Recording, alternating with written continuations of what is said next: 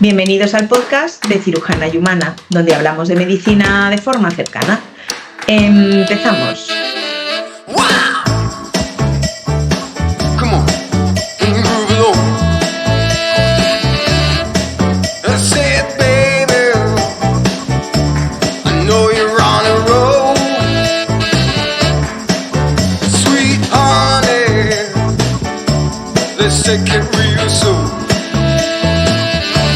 Hoy vamos a hablar de un gran desconocido, pero un gran influencer en el hospital, que es la anatomía patológica de forma global. La anatomía patológica, que es una especialidad súper importante de la que dependemos todos, prácticamente todos los especialistas del hospital, y yo creo que la población en general la conoce poco.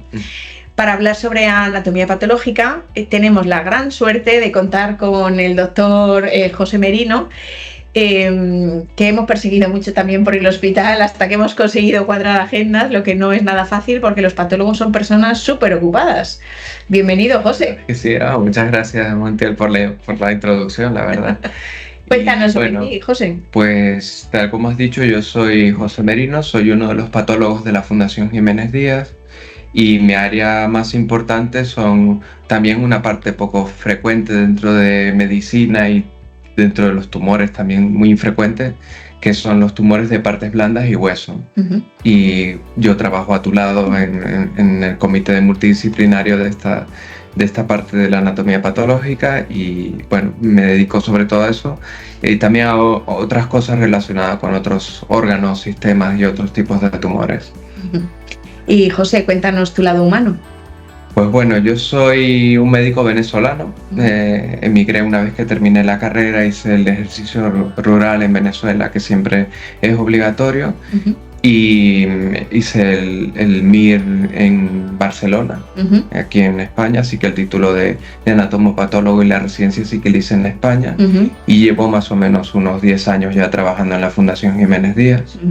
Y sobre todo ya dedicado a partes blandas, pues sí, 9, 8 años más o menos. Sí, es nuestro patólogo de sarcomas de referencia que sabe un montón. Y bueno, ahora estoy, con el tiempo que llevo, pues ya soy el coordinador de esa área y trabajo con otros patólogos y con el resto de compañeros, ¿no? Porque nosotros igual no tenemos contacto directo con los pacientes, pero sí que tenemos contacto con todo el equipo del hospital, cirujanos, radiólogos, oncólogos, radioterapeutas, enfermeras, técnicos, etcétera, etcétera. Sí, además parte fundamental.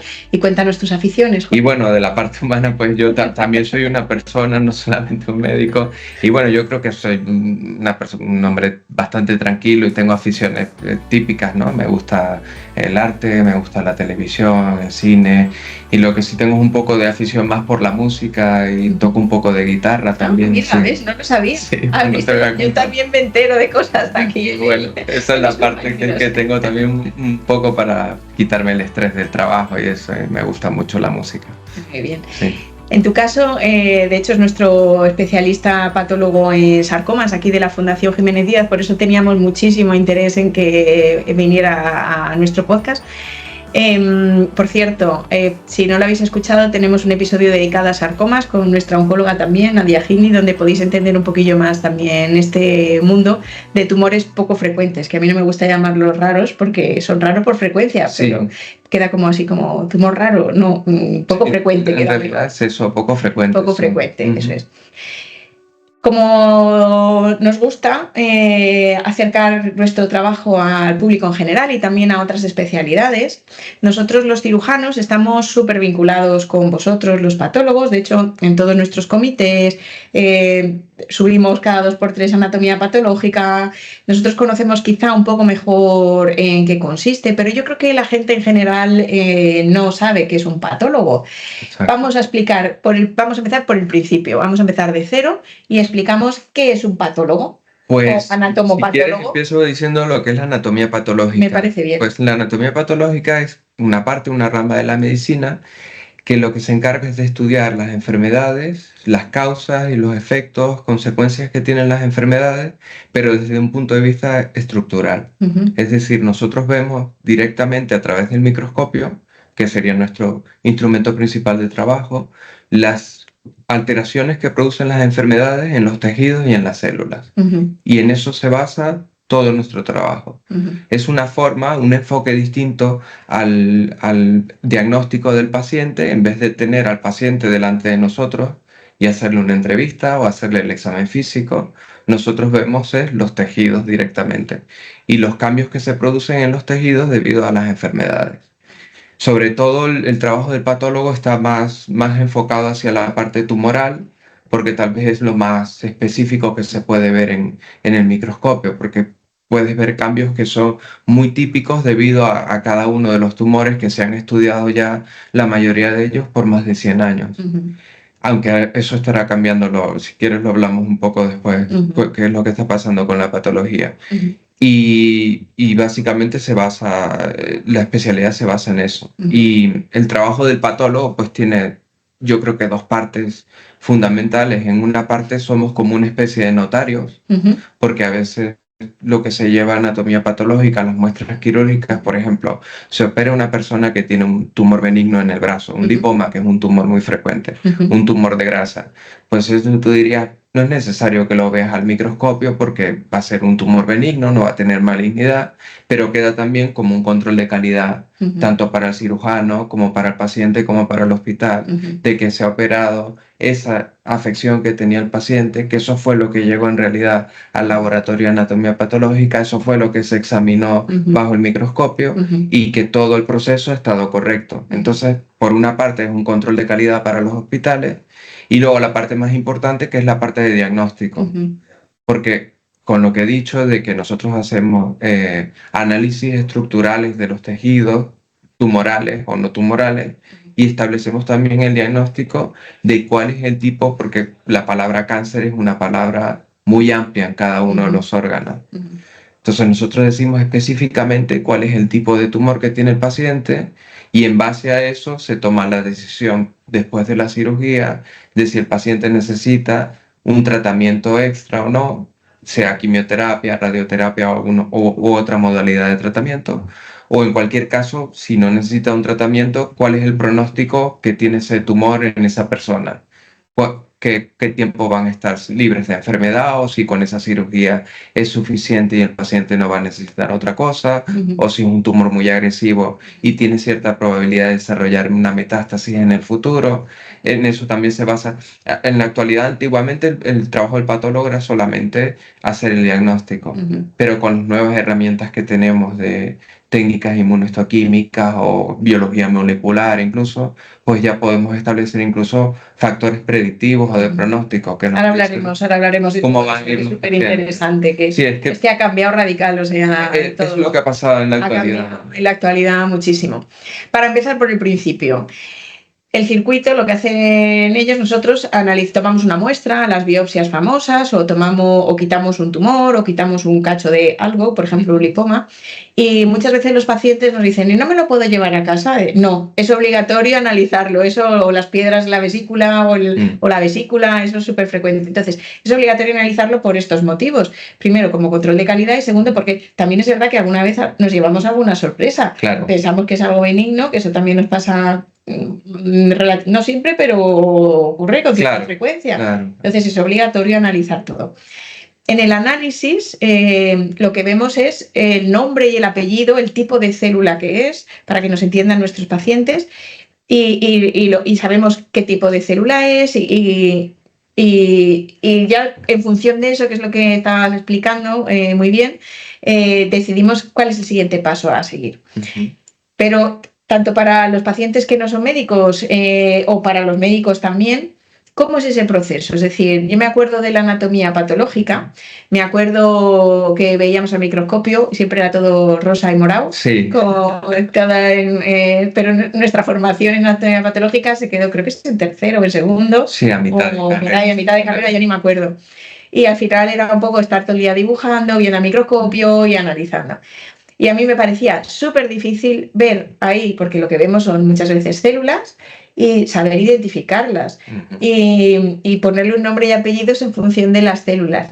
Cuando un patólogo, un anatomopatólogo ve algo, ¿qué es lo que está viendo? ¿Qué es para que la gente lo entienda? Sí. Nosotros llevamos un cacho de tumor, que es pues un trozo, imaginaros, un trozo de colon o un trozo de mama o un trozo de hígado. Sí. Y nosotros llevamos ahí, pum, y te lo doy. ¿Cuál es el proceso? Porque también una cosa que voy encaminada, que es difícil el diagnóstico y qué es lo que veis, y segundo, que no es instantáneo. Claro. Sí, si quieres explico un poco Eso cómo el proceso. Bueno, en primer lugar, lo que has dicho sobre la evaluación de las piezas quirúrgicas o de las muestras quirúrgicas en anatomía patológica es que tal como has dicho, que eso era una cosa que quería también comentarlo contigo, que los pacientes piden, no, las piedras de la vesícula y tal. Es que la propia legislación española obliga a que todas las cirugías, todas las muestras que se obtienen de quirófano sean evaluadas por un patólogo. Porque tal como habíamos dicho al comienzo, a pesar de que cuando un cirujano, porque claro, el diagnóstico, esto es un diagnóstico, hay que pensar que el diagnóstico morfológico de las lesiones es un diagnóstico multidisciplinario. Entonces, por ejemplo, generalmente la vía que toman los pacientes para llegar a un diagnóstico, si ponemos lo principal de nuestro trabajo, un diagnóstico oncológico, por ejemplo, una persona consulta a su médico de familia porque tiene un bulto en la pierna. Vale, así es más fácil. Eso tal vez comienza por allí. Una vez que el médico de familia lo ve, le dice, pues verdad, tienes un bulto en la pierna. Le pregunta, ¿es doloroso, no es doloroso? ¿Tienes cambios en la piel? ¿No tienes cambios? ¿Ha crecido rápidamente en el tiempo? ¿No ha crecido? Por desgracia, para los sarcomas muchas veces son tumores más bien profundos y que dan pocos síntomas o síntomas muy inespecíficos, que esa es la experiencia que solemos tener. Pero bueno, luego hablaremos un poco más desde el punto de vista de la esperanza, porque yo creo que ha ido mejorando mucho con el tiempo. Entonces el paciente pues lo ve el médico de familia. El médico de familia le va a obligar a hacer alguna prueba de diagnóstico por imagen, ya sea ecografía o alguna prueba más específica, tomografía, resonancia. Una vez que se ve que en verdad hay una masa a través de las pruebas de imágenes, pues el paciente irá dirigido a un cirujano o a medicina interna si no queda muy claro si es tumoral o no la lesión. Una vez que el cirujano lo ve, dice, pues sí, esto me parece un tumor por la localización que tiene, por la edad del paciente, el sexo, y las características de los rayos o de la eco, pues se decide tomar la biopsia. Y ahí es donde entramos, pero ya el paciente ha tenido todo ese camino hasta que llega al patólogo. La biopsia, que es coger un cachito pequeñito. Sí, la biopsia es tomar una muestra pequeña de una lesión que puede ser mucho más grande. Generalmente, y esa muestra la tenemos que evaluar nosotros. Entonces, por ejemplo, un paciente que te llega a ti con una lesión en el abdomen, se le toma una muestra por la vía que sea, puede ser por endoscopia, puede ser a través de la pared abdominal, por supuesto con la anestesia antes, y esa muestra se envía a anatomía patológica. En ese momento entramos a actuar nosotros.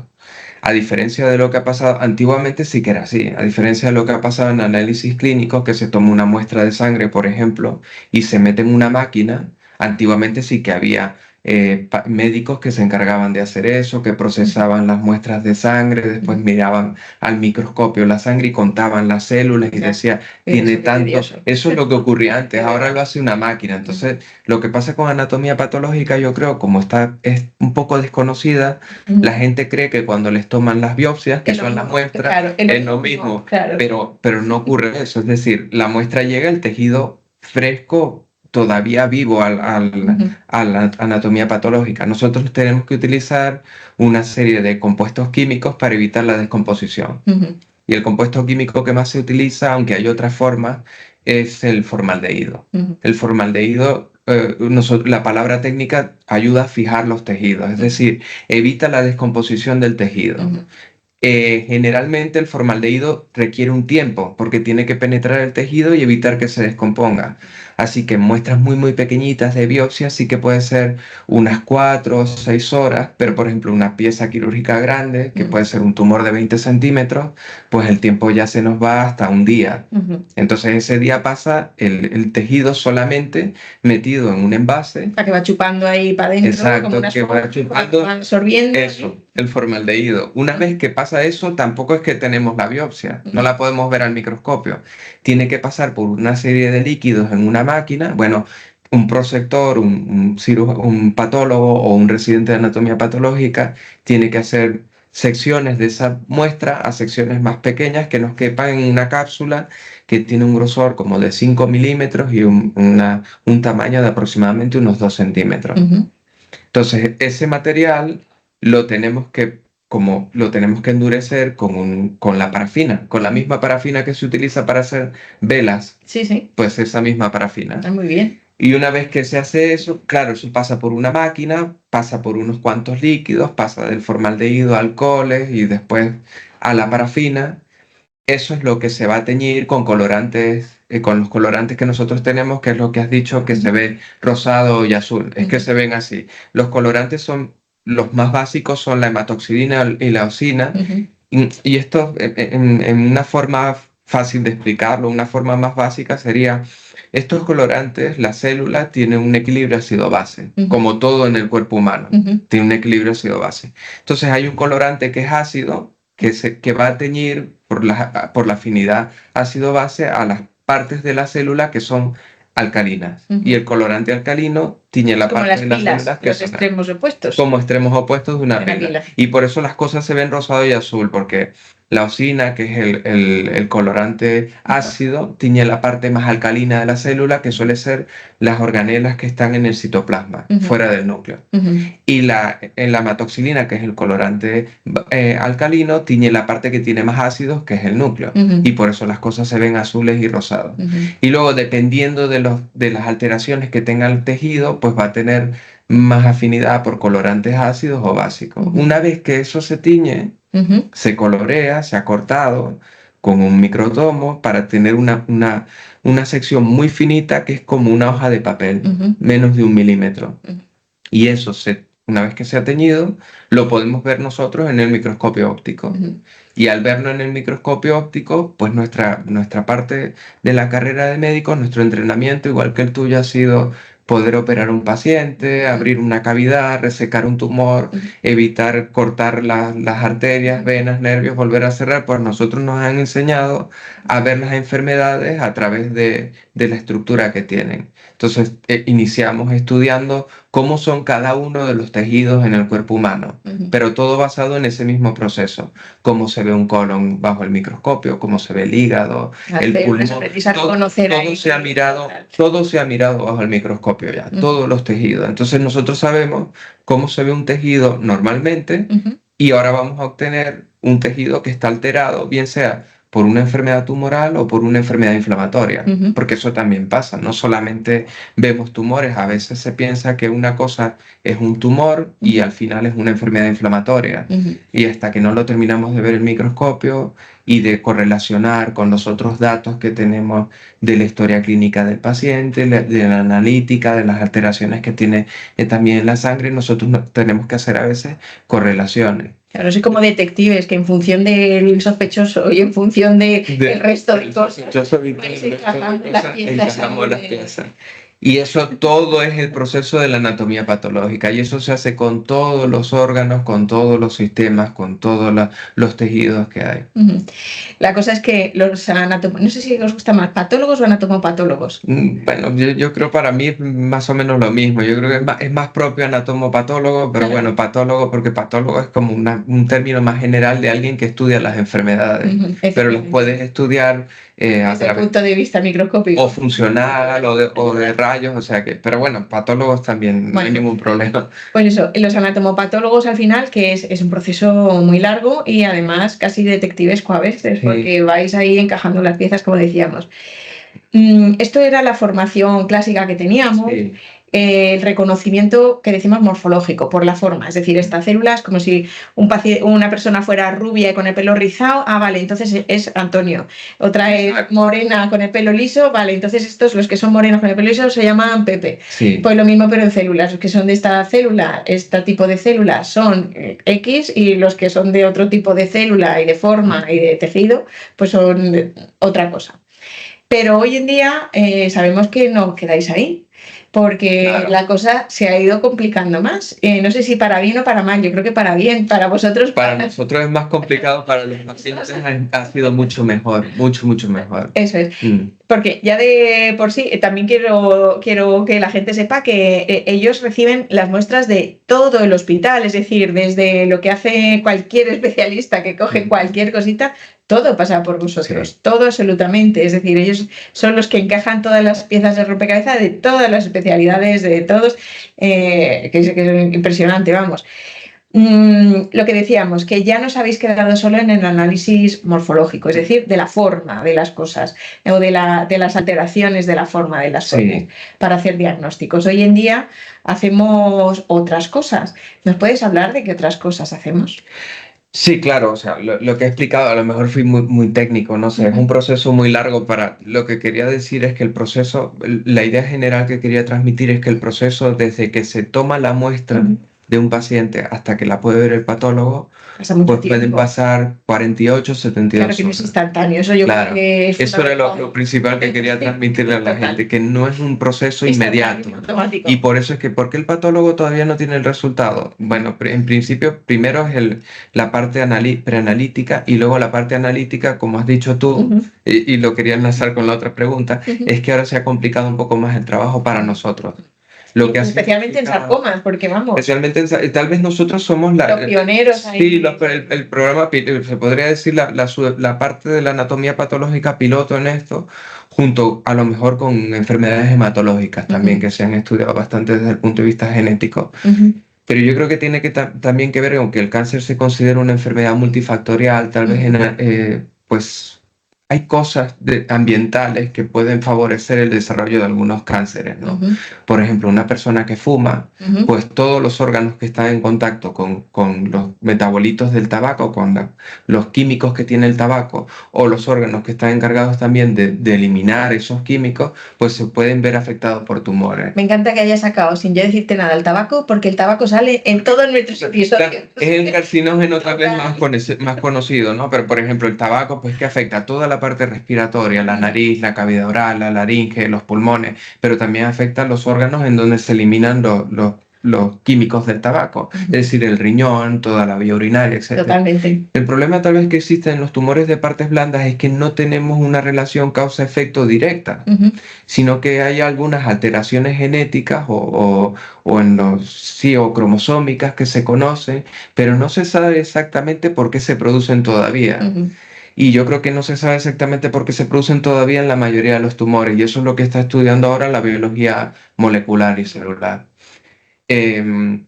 Antes de hablarte sobre cómo se producen o por qué, que era lo que me habías preguntado de por qué se producen, por qué hay nuevas técnicas que están empleándose en partes blandas, si quieres hablo un poco de qué son los tumores de partes blandas, porque yo creo que también es un concepto abstracto para la población general. Sí, porque no es lo mismo que decir un cáncer de mama que la gente lo tiene como muy asumido, interiorizado. Claro.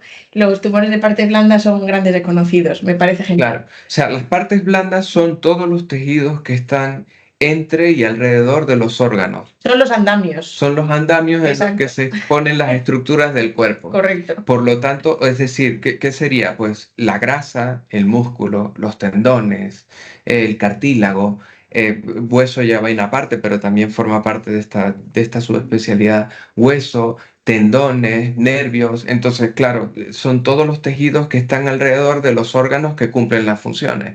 Lo que quiere decir que no solamente están alrededor de ellos, sino que pueden forman parte de ellos. Son la estructura sobre la cual se ponen las otras células que cumplen las funciones. Por ejemplo, en el pulmón, pues serían las células respiratorias que permiten el intercambio de gases, pero las células que producen el intercambio de gases se sostienen sobre las partes blandas que están por debajo. Así que los tumores de partes blandas pues suelen estar en las extremidades, ¿no? Bueno, en sobre todo, porque partes blandas pueden salir desde la coronilla hasta el dedo del pie. Pero luego pueden ocurrir en cualquier parte del cuerpo donde estén entre los órganos, y esos son los tumores de partes blandas que vemos. Hablábamos inicialmente cuando empezamos de que son tumores raros o infrecuentes. Sí, es que a mí la palabra raro siempre se lo digo a los pacientes, porque dicen, joder, ¿soy raro? Digo, no, lo que es infrecuente, es muy infrecuente. Es tu tumor, que eso sí que me gusta recalcarlo, porque cuando encima oyes la palabra sarcoma la primera vez en tu vida, probablemente a nivel de los pacientes, y encima luego te dicen que es raro, ya mal. O sea, significa infrecuente, que eso sí que... Y esto es porque de cada 100 tumores, esto sí que se ha estudiado bien, de cada 100 tumores malignos, cánceres, ¿no? Porque está tumor solamente es una masa. Tumor no quiere decir cuál es el origen de la masa, ni si es benigno o maligno. Claro, el bulto. Tumor es un bulto. Eso. Incluso puede ser un pseudotumor, una cosa inflamatoria que hace una masa. Como un flemón, para que nos hagamos. Sí, una inflamación que puedes tener en un diente, exacto, lo puedes llamar tumor. Es un tumor que está constituido por la inflamación que está en esa zona y ha hecho una masa, ¿no?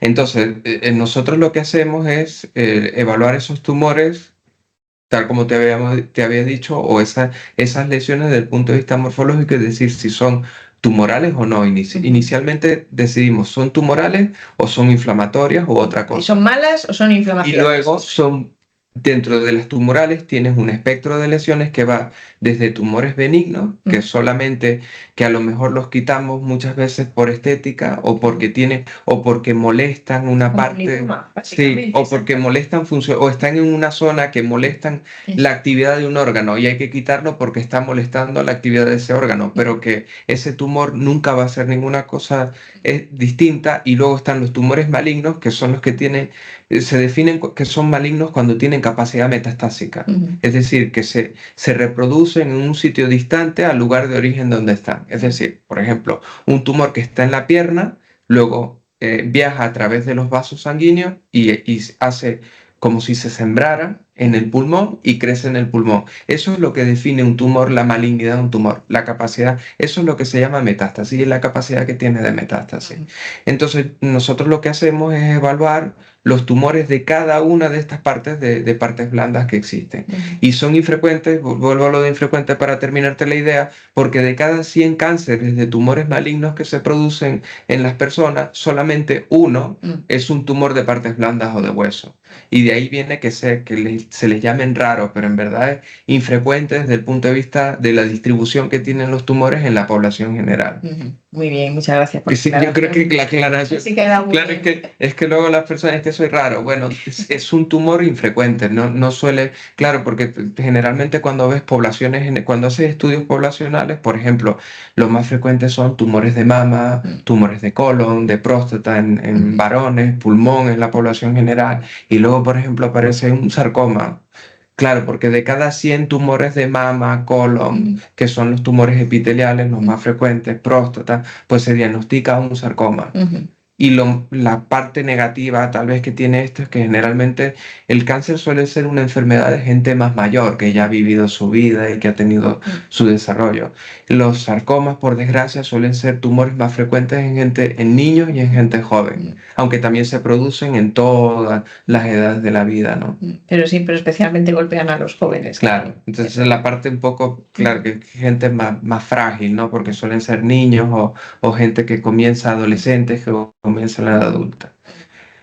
Y con respecto a la pregunta, esto también es una respuesta larga, la pregunta de qué cosas, además de estudiar los tumores bajo el microscopio, estamos haciendo. La forma. Y que yo creo que es lo que ha cambiado radicalmente el tratamiento y la parte de la esperanza que hay, yo creo, en nuestra área, ¿no? Sí, porque es un mundo de posibilidades. Al final, saber ciertas cosas que ahora nos irás explicando, claro, nos abre nuevas perspectivas de tratamiento hacia esas cosas en concreto, es decir, como ciertas llaves donde nosotros podemos acceder, ¿no? Claro, antiguamente lo que pasaba era que los tumores, las clasificaciones, por supuesto, han cambiado mucho por culpa o gracias a eso, ¿no? Antiguamente lo que pasaba es que el paciente tenía un tumor, ese tumor se operaba independientemente de lo que fuera, que fue como comenzó la anatomía patológica, y después se examinaba el microscopio y el patólogo solamente con el aspecto que tenían las células bajo el microscopio o el tejido que formaba el tumor daba un diagnóstico. Ahora, afortunadamente, gracias a técnicas... Es difícil, dicho, es así como muy sencillo, pero qué difícil. Pero en eso se basa toda la especialidad que tenemos nosotros los patólogos, ¿no? Ahora, en la actualidad, existen técnicas adicionales. Entonces, existen técnicas inmunohistoquímicas, existe la histoquímica, que ya está un poco también, ya no se utiliza tanto como antes, que era utilizar otros colorantes o otros reactivos distintos a la hematoxilina eosina y ver el tipo, cómo reaccionaban esos reactivos con los tejidos. Entonces, antiguamente había técnicas para teñir, por ejemplo, el moco que produce una célula, o algunos microorganismos también se pueden teñir con técnicas tintoriales, con algunos algunas tinciones especiales. Por ejemplo, en microbiología se utilizaba el Gram para el Helicobacter, que es uno de los causantes de la gastritis, ¿no? Pues se utilizaba el Giemsa o se puede utilizar alguna tinción de plata, y esas tinciones han... Oye, el Giemsa, me acaba de venir un flash de la carrera. Se siguen utilizando. Lo que pasa es que ahora se ha favorecido más la inmunohistoquímica, ¿no? Sí. Anteriormente también existía el estudio ultraestructural, que sería revisar los tejidos bajo el microscopio electrónico. Es verdad. Que sería aumentar muchas veces más los tejidos y ver mucho más de cerca la célula. Ya no es el tejido, sino la célula. Si el microscopio óptico nos permite ver las células y solamente el contorno de la célula, el contorno de los núcleos, la microscopía electrónica permitía ver las organelas que forman parte de la célula. Cada una de las estructuras que forman parte de la célula. Mitocondrias, claro, no sé, las mitocondrias, el retículo endoplásmico, incluso el núcleo te permitía ver eso y te permitía estudiar eso. Luego hay algunas técnicas de microscopía electrónica y de ultraestructura que permiten ver, por ejemplo, la estructura de los cromosomas, que se estudia para las enfermedades cromosómicas. Pero bueno, en nuestro caso, nosotros ahora utilizamos inmunistoquímica, que es parecido a las tinciones de hematoxilina-osina, a las tinciones básicas que utilizamos para teñir la célula, pero en este caso utilizamos anticuerpos. Entonces nosotros sabemos, por ejemplo, que una célula epitelial en el citoplasma está conformada el citoesqueleto, que mantiene la estructura, es decir, las partes blandas mantienen el hueso, la estructura del cuerpo, el citoesqueleto mantiene la estructura de la célula. Entonces una célula epitelial, que son las que revisten las superficies que tenemos, la piel o la parte interna de las cavidades, pues tiene citoqueratinas, que eso es lo que usamos, las citoqueratinas, por ejemplo. Entonces utilizamos un anticuerpo, ese anticuerpo se une a las citoqueratinas propias de esa célula y después se desenmascara con otra sustancia y se tiñe de color, generalmente es color marrón, pero hay otros. Es decir, es como una llave, el anticuerpo, que se va a enganchar a esas estructuras. A una estructura propia de la célula. A una estructura, si está, si no está, pues no se teñe. No se teñiría. Es decir, nos sirve como un revelado de lo que hay y lo que no hay, sí. Enganchándose. Y que permite ver las características que tiene esa célula, ¿no? Porque antes pues lo veías con los ojos, decía, pues me parece como es, la célula es alargadita y tiene un color muy rosado que recuerda. Puede ser algo más subjetivo o mucho más complicado. Claro. Ya eso es más información, es decir. Claro. Entonces decíamos, es una célula muscular. Pues ahora tenemos anticuerpos específicos que son propios de la célula muscular y nos permiten decir, por ejemplo, una célula que tiene parte del mecanismo contráctil de la célula, que serían las fibras de actina y de, por ejemplo, de desmina, y decir, pues esto es una célula muscular porque estos anticuerpos se están fijando a él. Exacto. Esa sería y yo creo que esa es la base ahora del diagnóstico de muchos tumores de partes blandas. Porque es importante que cuando hay un tumor, las células no están perfectas, es decir, las células son muy listas y se cambian de forma, se cambian el peinado para que lo quiten, y no es tan fácil reconocerlas de vista. Entonces esto es súper importante porque la base es que se parecen un poco estas células a las células que están alteradas, se parecen un poco a las células normales, ¿no? Los carcinomas que vienen de células epiteliales se parecen a estas células de revestimiento, a las células epiteliales. Por ejemplo, un tumor que forme hueso, pues se va a parecer a las células normales que forman el hueso, pero no son exactamente iguales. Porque también hay un espectro de cómo se forman estos tumores, de algunos que están que nosotros lo llamamos muy bien diferenciados, cuando se parecen al tejido normal, cuando son más parecidos al tejido normal, hasta los muy poco diferenciados que ya prácticamente no se parecen a nada. Y para eso utilizamos la inmunistoquímica. Muy bien. Pero la inmunistoquímica también tiene limitaciones, como todo. Y ya, bueno, más en la actualidad, pues ya hemos recurrido a la biología molecular, ¿no? Y la biología molecular nos ha permitido ver las alteraciones genéticas que se producen en los tumores. Entonces hay alteraciones genéticas, son también muy diversas. Se pueden producir desde mutaciones, es decir, que, bueno, alteraciones, primero serían alteraciones más grandes cromosómicas. Es decir, la célula, en el núcleo se almacena todo el material genético de la persona. El material genético a su vez se almacena en unas estructuras que son los cromosomas. Los cromosomas son eso, estructuras donde se van colocando, se van disponiendo todos los genes que tenemos todos los seres humanos. Y puede haber alteraciones directamente en esos cromosomas. Entonces por ejemplo, nosotros usamos fusiones génicas, que es que un cromosoma, tenemos 23 pares de cromosomas, entonces se rompe un cromosoma y esa parte del cromosoma se une a otro que está más lejos. Y debido a esa unión se produce una proteína que no es normal. Que no existía. Que no existe y que no existe en la normalidad. Eso es. Y esa proteína normal es la que permite que estas células proliferen de una manera anárquica, ¿no? Porque siempre hay en todo el cuerpo humano hay proliferación y hay muerte celular programada, que permite que las células haya un equilibrio, ¿no? Que todas las células, igual que nosotros tenemos un tiempo de vida, que viviremos 70, 80, 100 años, las células también tienen un periodo en el que viven. Y tienen también un periodo en el que tienen que morir para que vengan células nuevas que las van a cambiar. Pues en el cáncer pasa lo opuesto. Lo que parece ser es que la célula cancerígena tiene la capacidad de volver a un periodo multipotencial como las células del embrión o del feto. Pierden la capacidad de morir, en realidad. Sí, pierden la capacidad de morir, pero porque una célula normal es una célula muy especializada que está encargada de hacer una cosa. Por ejemplo, la célula del hígado produce la bilis, o de la vía biliar produce, el hígado almacena y la célula biliar produce la bilis. Pues una célula tumoral tiene más capacidades porque es como si volviera a su estadio más inicial, que es cuando somos embriones y fetos, que nuestras células tienen la capacidad de transformarse en casi cualquier cosa por unos estímulos que hay dentro de la célula. Y eso es lo que es la teoría moderna. Antiguamente se pensaba que los tumores se parecían a los tejidos o que que los tumores se originaban de un tejido. Por ejemplo, que un carcinoma se originaba de un tejido epitelial. Ahora lo que dicen es más bien que las células que están allí por estos procesos genéticos se parecen a los tejidos, adquieren esa capacidad como, digamos, fetal, por decirlo de una manera, multipotencial de desarrollar un tumor y se parecen a esos tejidos. Esa es la teoría más actual que hay en biología celular sobre los tumores y es lo que se habla ahora. Por ejemplo, un tumor muscular maligno se va a parecer al tejido normal del cual...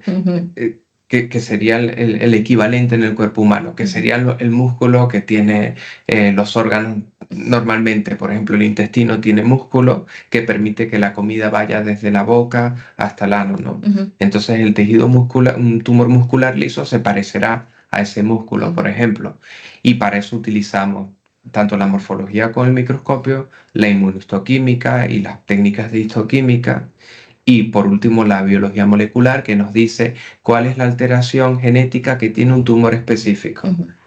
Y gracias a la parte que yo creo que era de esperanza, porque esto ha cambiado toda la clasificación de los tumores que tenemos, es que gracias a que ahora conocemos algunas alteraciones genéticas que tenemos los tumores, hay terapias dirigidas hacia estas alteraciones. Es decir, para hacer un poquito hincapié, para al menos un minuto, ciertas alteraciones genéticas producen ciertos tumores y eso sabemos ya de muchos. Sí. Sarcomas en concreto se saben ya unos cuantos. Sí. Es decir, casi en cualquier tipo de sarcoma ya se han descrito algunas alteraciones genéticas o cromosómicas o moleculares. Hoy en día en sarcomas especialmente hacéis un panel de cosas, de un montón de... Un panel que significa probar un montón, no sé cuánto tiene... El panel que afortunadamente nosotros en la fundación tenemos uno de los paneles más amplios que hay para el estudio del sarcoma, que incluye más de 1.300 genes. Fíjate, examinamos 1.300 genes para ver en ese tumor que tenemos cuál es la alteración genética que está ahí produciendo esa proteína que hace que esas células proliferen de forma incontrolable. Correcto. Y así sabemos cuál es la clave que nosotros tenemos que atacar. Exacto. ¿No? Que además de la cirugía, siempre en tumores de partes blandas malignos, el gold estándar todavía sigue siendo la cirugía. Pero yo tengo esperanza, que siempre lo digo, en que acabemos de operarlos algún día, que no tengamos que operarlos. Cuando tengamos una llave súper potente que pueda atacar a estas células con esa mutación específica y acaben produciendo muerte. Estas terapias en este momento es lo que, no sé si has entrevistado algún radio, bueno, supongo que en la entrevista con Nadia, ¿no? Hablaron un poco de cómo funciona la quimioterapia un poquito, y los pero radiólogos. Que es que nosotros, en la actualidad, lo que se intenta es que se utilizan estas claves genéticas que tienen los tumores para usar tratamientos más dirigidos, al menos inicialmente, para disminuir el tamaño de los tumores y que sean más fácilmente operables, ¿no? Y luego la radioterapia también hace una parte similar. Y luego, si el paciente, una vez que se opera, necesita quimioterapia, radioterapia, también se usa la genética y estas pruebas genéticas para hacer tratamientos más dirigidos que eviten que el tumor recidive, es decir, que vuelva a ocurrir en el mismo lugar donde se operó, o que haga metástasis, que se vaya a un tejido lejano al que se originó. La diferencia, yo creo, fundamental es que los quimioterápicos clásicos mataban todo, lo bueno y lo malo, pasaba ahí como Atila, el rey de los hunos, y se acababa con todo. Ahora estamos hablando de tratamientos súper dirigidos a ciertas cosas, muy dirigidas, tienen efectos secundarios, pero ya no es Atila, el rey de los hunos, pasando por el cuerpo de uno. Sí, claro, porque esta cantidad de venenos que se le daba al paciente, por llamarlos de una manera antiguamente, pues era eso, atacaban tanto los tejidos tumorales como los tejidos sanos, y al final los pacientes terminaban hechos polvo, por decirlo de una manera coloquial, ¿no? O sea, los efectos eran tan fuertes que el paciente sufría muchas complicaciones debido a ello. La quimioterapia más moderna pues se hace en ciclos más cortos, más pequeños, atacan más los tejidos tumorales que los tejidos sanos, y el paciente, a pesar de que tiene un tumor, puede llevar una vida, o un tumor maligno, un cáncer, puede llevar una vida más normal, por decirlo de una manera. Se me viene a la mente, yo creo que, no sé si sería el primero, pero sí de los primeros, los GIST, que fue, yo creo que los pioneros, o no sé. Cuéntanos algo sobre ellos. Pues, por ejemplo, este tipo de tumores que habla... Tumores del estroma gastrointestinal. Se llaman tumores del estroma gastrointestinal, son tumores de partes blandas, pero que ocurren en el tubo digestivo, sobre todo, o en los tejidos que están alrededor del tubo digestivo. Y se ha determinado que hay unas alteraciones genéticas específicas que tienen estos tumores, y en la actualidad tenemos terapias dirigidas a esas alteraciones específicas, que serían el PDGFR y el KIT, ¿no? Los dos genes que están más frecuentemente alterados. Y gracias a esos tratamientos, incluso si el paciente pues se decide inicialmente por unos parámetros, si el tumor es muy agresivo o poco agresivo, con respecto a eso se decide el tipo de cirugía que se va a hacer, o si al final es tan pequeño y tan poco agresivo que ni siquiera vale la pena operarlo, porque operarlo significa comorbilidades en el paciente o complicaciones que no tendría que pasarlas, porque ahora sabemos que el tumor no va a hacer nada más, o no va a seguir creciendo, o no va a ser metástasis. Fíjate lo importante del diagnóstico de este tipo, es a nivel de precisión, porque tú ya con ciertas cosas, ciertas alteraciones y ¿sabes qué tipo de tratamiento, qué dosis le voy a poner? Porque hay ciertos que son menos sensibles, sabemos por el tipo de mutación que tiene, sabemos que necesitan más dosis de ciertos tratamientos, o ese tratamiento no le hace efecto, hay que poner otro tratamiento, o incluso si no lo voy a operar, porque como no va a crecer o no va a hacer metástasis. Fíjate lo importante que es. Y ha ayudado también luego al control de pacientes que tenían tumores antes, que recidivaban muy rápido, que hacían mucha metástasis. Ahora se ha conseguido que el tiempo libre de enfermedad, desde que lo operas hasta la eventual posibilidad de que tenga recidiva, sea más largo, y que el paciente también tenga una calidad de vida mejor. Y muchos pacientes, esto sí que se está viendo mucho, claro, se ha estudiado mucho más tumores que son mucho más frecuentes en la población, como el cáncer de mama o el cáncer de pulmón. Hay pacientes que les diagnostican de cáncer de mama y pasan años libres de enfermedad gracias a los tratamientos que había, que antes pues tenía cáncer de mama y a los 6 meses ya tenía una recidiva o una metástasis, ¿no? Y con sarcoma, gracias a eso, a este tipo de tratamientos basados en las alteraciones genéticas que tienen los tumores, también estamos consiguiendo controlar más la sobrevida de los pacientes y el tiempo libre de enfermedad, ¿no? Y el tiempo libre también de complicaciones, porque a lo mejor tienes un paciente con un tumor muy agresivo y que como el tiene... sarcoma de Ewing, estoy pensando, se me está viniendo ahora en la cabeza. Bueno, el sarcoma de Ewing es un buen ejemplo porque es un tumor que responde mucho a la quimioterapia. Eso es. Y que ocurre también en niños, ¿no? Entonces, al niño lo operan, pues a lo mejor hay que hacer una desarticulación o quitar una parte de hueso y ponerle una prótesis, pero el niño después o simplemente se trata con quimio y el niño después tiene una vida normal, incluso muchos llegan a la edad adulta y no mueren por culpa de ese tumor. Y eso es gracias a conocer la alteración genética que tiene ese tumor, que ha permitido una quimioterapia más dirigida a eso. Entonces, y cada día van apareciendo nuevos fármacos que están dirigidos a las alteraciones genéticas de esos tumores. Yo creo que eso es un poco la parte, nos ha complicado la vida a los patólogos, porque el diagnóstico antes existía una entidad, ahora existen 10 distintas gracias a eso, por ejemplo. De verdad, porque de sarcomas en la clasificación, ¿ahora cuánto vamos? ¿140 o 170? Yo no Más o menos, ya del libro, el último libro que se publicó en el año 2020-21, pues hay 20 entidades nuevas que han surgido, más de 20. Exacto. Y que son debido a esto. Pero claro, también permiten estratificar a los pacientes, porque antes se metía, por ejemplo, en el mismo saco. Sarcoma de Ewing, el mismo saco. Ahora hay varias variantes que no son, y hay variantes que son parecidas al sarcoma de Ewing que tienen mejor pronóstico y otras que tienen peor. Entonces también permiten dar una información como más certera al paciente, más específica del tipo de tumor que tiene y del comportamiento que se conoce que tienen esos tumores. Y algunos pacientes pues ya no tienen un pronóstico tan sombrío como tenían antiguamente, ¿no? Y es gracias a esto, a la clasificación y a las nuevas terapias que ocurren.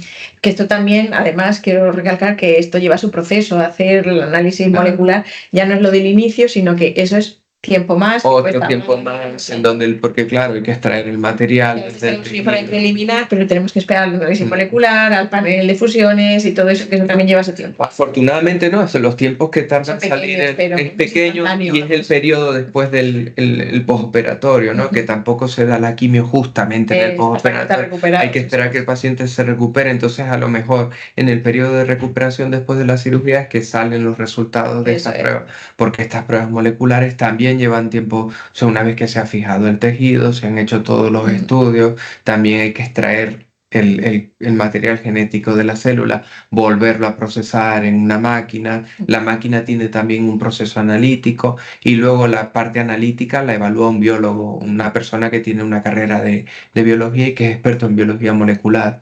Y ellos también evalúan cada uno de los genes que están alterados en los tumores y emiten otro informe.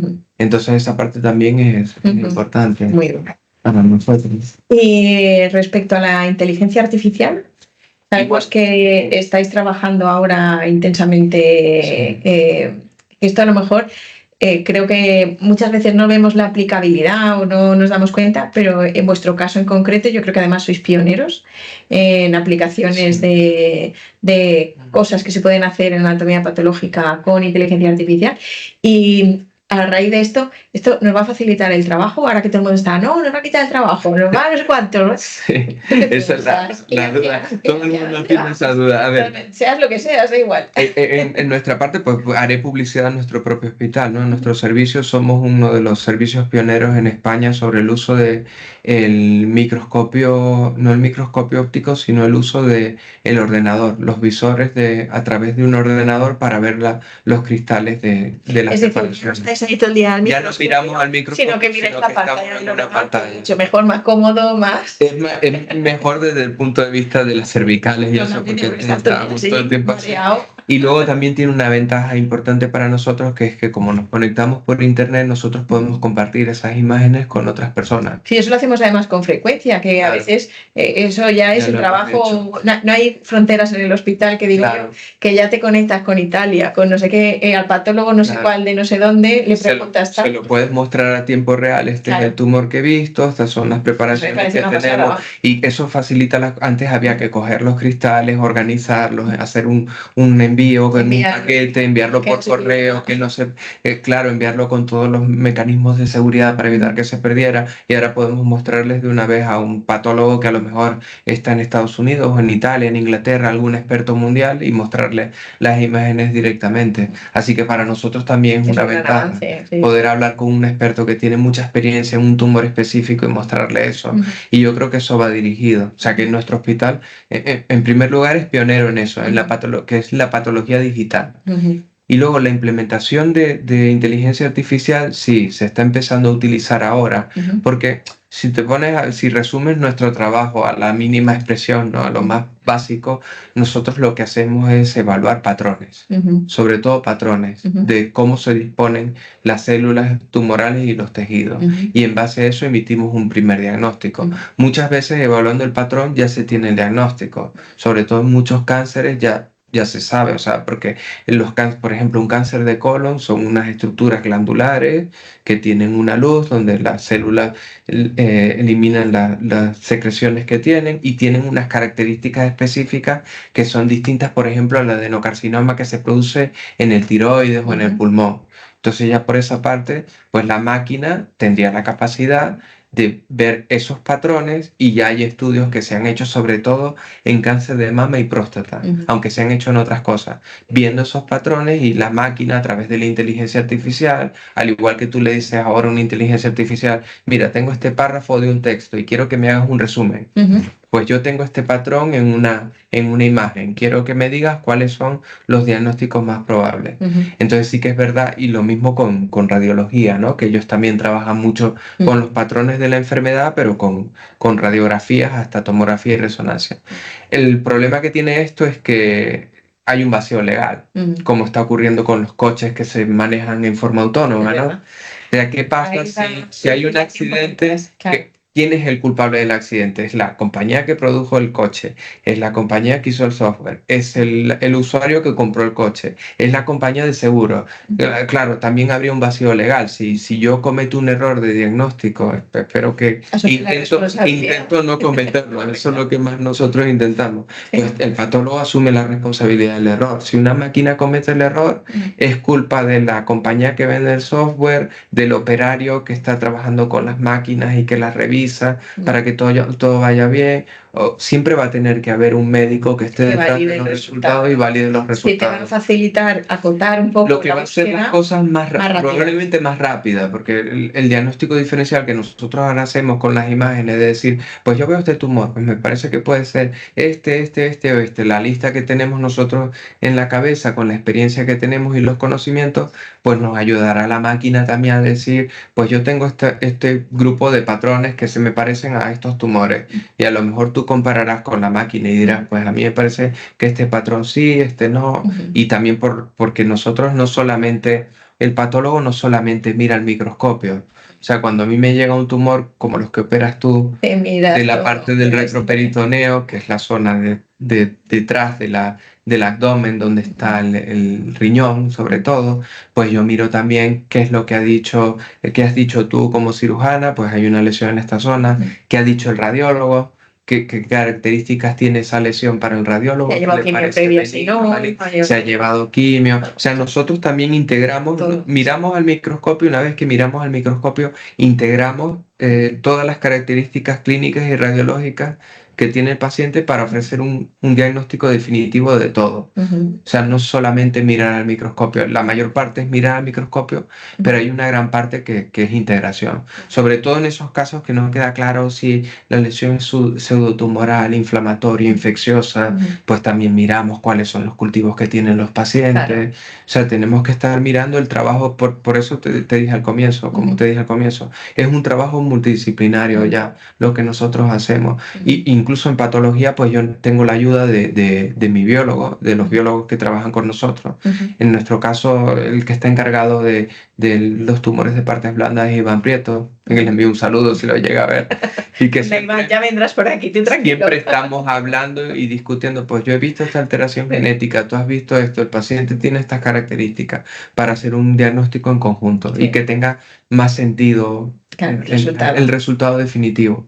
Y yo creo que al final lo que ha probado nuestra experiencia en los comités de tumores multidisciplinarios es que el enfoque yo creo que es el correcto, Claro. porque es el que nos ha permitido tratar adecuadamente a los pacientes y seguir los pacientes. Sí, Este totalmente. enfoque multidisciplinario. Hoy en día es como hay que trabajar, porque mi visión es única, sino que tengo que ver lo del radiólogo, lo que tú me dices. Claro. Todos trabajamos tan imbrincados hoy en día que yo creo que es lo que... Y de hecho creo que es lo correcto. Yo creo, o sea, mi opinión que siempre he entendido es que como que el oncólogo es es el director de la orquesta en el comité multidisciplinario, ¿no? Totalmente. Nosotros somos parte de, igual que los radiólogos, como la parte de viento, percusión, no sé qué. A mí el cirujano siempre me ha parecido el primer violín. Es la estrella de la... Sí, porque todo depende mucho, de momento todo depende de la cirugía. El hecho de tener un cirujano que tenga los conocimientos, la experiencia, y yo creo que también un poco falta también el ingrediente humano, alguien que en verdad le preocupen sus pacientes, ¿no?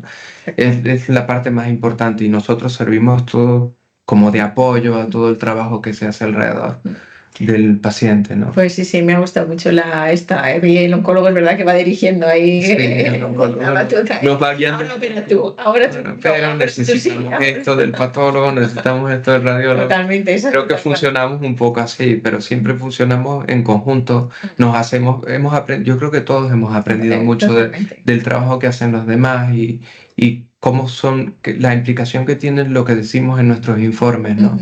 Y lo que ayudamos a nosotros al tratamiento de los pacientes, bien sea quirúrgico o luego con los tratamientos quimioterápicos o radioterápicos. La importancia que tiene cada palabra que escribimos en los informes. Yo he aprendido mucho eso con el comité multidisciplinario. Sí, y es lo que trato de transmitirle también porque somos un centro docente y le transmitimos lo mismo a los residentes. La importancia que tiene la forma como está escrito un informe, de que no haya, yo no sé, palabras o frases contradictorias. O cosas ambiguas. O cosas muy ambiguas, sí. Pues eso, que eso es importante también. Pero luego entre nosotros también hablamos pues todas las semanas. Claro. Y las impresiones. Muy en contacto. Claro, y las impresiones que tiene un patólogo siempre te las transmiten y yo creo que eso es fundamental. Que eso a veces no se puede plasmar en un informe. Sí, hay cosas que se comentan. O del radiólogo igual, la impresión que tiene el radiólogo que te dice, mira, yo creo que tal. Que no se atrevió a decirlo en el informe porque le parecía... Las impresiones también son importantes. Claro. La inteligencia artificial creo que ahí no llega a la impresión y a... Probablemente la inteligencia artificial sí que la tengamos en marcha en los próximos 20 años, porque es que es la historia natural que hemos tenido. O sea, si ves lo de los móviles, pues antes era una sala gigante, un ordenador, ahora tenemos un ordenador que lo llevamos a todas partes.